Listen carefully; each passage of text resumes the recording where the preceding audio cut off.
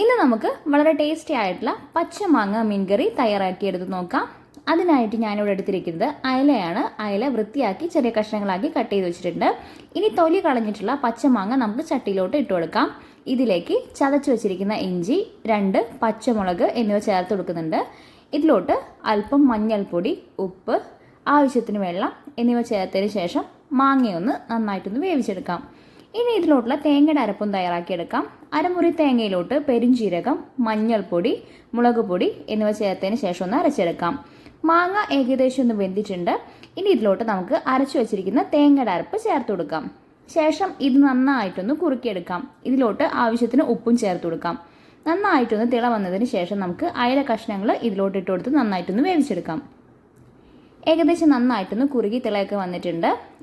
ഇനി ഇതിലോട്ടുള്ള വറവ് ചേർത്ത് കൊടുക്കാം. വറവ് ചേർക്കുന്ന സമയത്ത് ഞാൻ ഇതിലോട്ട് കുറച്ച് മുളക് പൊടി കൂടെ ചേർത്തിട്ടുണ്ട്.